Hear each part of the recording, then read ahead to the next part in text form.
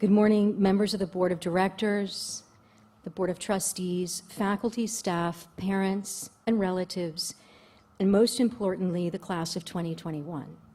It's my great pleasure to welcome you all to Oakcrest and to thank you for joining us for the 41st graduation. I give a special welcome to the grandparents of the graduating class and to the Oakcrest alumnae and alum parents who are with us today. You are joining 916 alumnae, one of whom is on stage with me now, who share the legacy of an Oakcrest education. But like every Oakcrest class that I've had, I'm sure over time, and certainly like every Oakcrest class that I've had the privilege of knowing in my 12 years here, you have your own enduring features and your own unique journey. 35 students in total. A dozen of you are acorns, meaning you've entered Oakcrest in the 6th grade and have made the complete 7-year journey. That first year of yours, 2014, for the acorns, was the year Mrs. Baldwin and Miss Bowles joined the faculty. As you found your way through the serpentine labyrinth of our school building in McLean, you radiated energy, laughter, and creativity. And by the time you started 9th grade, you were our first 9th grade in this permanent campus. 19 students had joined the class to stay. In 10th grade, Caitlin and Ava entered, and Catherine and Marie arrived in junior year to complete the 35. Just under half of your class have sisters who attended Oakcrest, and 7 of you are the last Okie graduating from Oakcrest, at least until, I always say, until the granddaughters come. As a class, you have contributed so much to making this campus our home. You've played an active part in many firsts for Oakcrest. The first Science Olympiad competition, I'm pretty sure about that, although I didn't check with Dr. Hussman. The first school trip to London, for sure. The first golf team. The first service trip to Jamaica. The first service initiative program. This speaks volumes about your willingness to try new things. You've been pioneers, opening up paths for the students who come after you.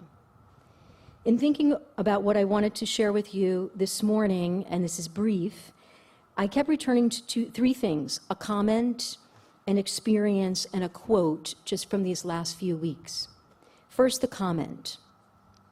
One day I asked Sophia Howardagee why your class was so enthusiastic about something I thought was a very minor adjustment to school life.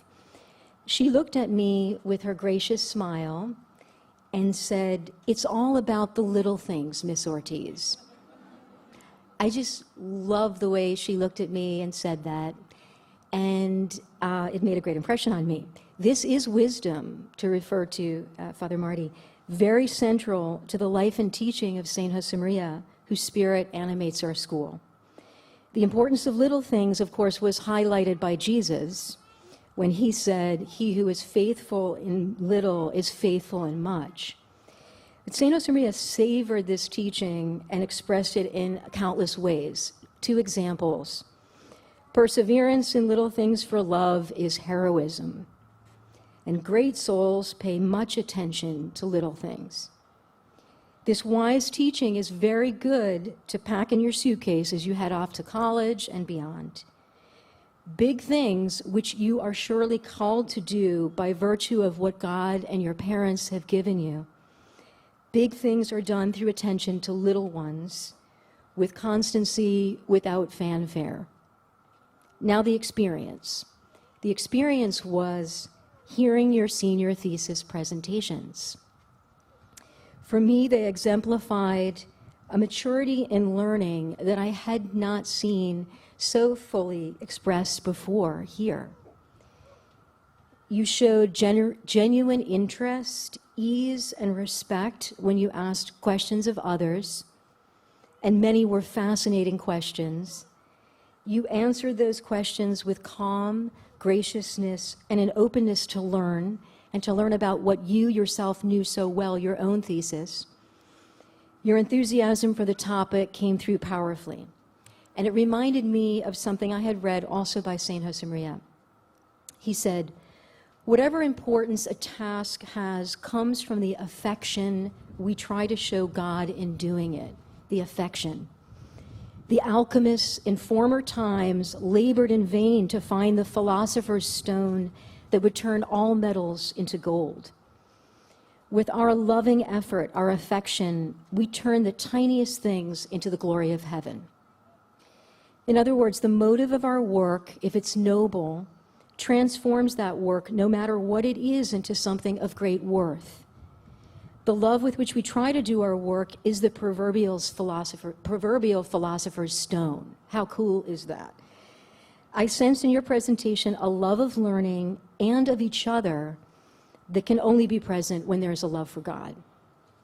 Finally, the quote. Anneliese read this from Peter Kreeft in her senior thesis, and this is the quote. If God is God, he must be the greatest storyteller. And the story of human life on earth must be the most perfect of all stories.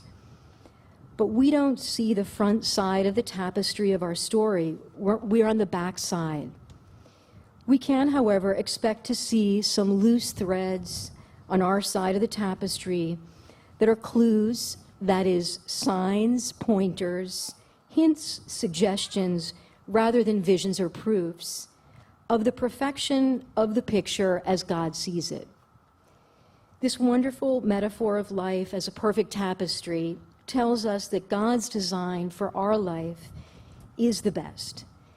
God is designing the tapestry of your life and of my life, and it is beautiful and coherent from the eternal perspective, from the perspective of God, who is the divine artist and the divine observer. We, in contrast, see the back of the tapestry as we weave it. The back is full of knots, confused, but every so often God will give you, quote, a clue, a sign, a pointer that will show you the perfection of the picture as he sees it, as it really is. So in sum, I encourage you in these three things. Pay attention to the little things. Try to do your work for love of God and of others. And remember that God's design for your life is the best. You have a lot of good work to do in the world, class of 2021, and I think we all agree you have made a very good start on it. So keep it up.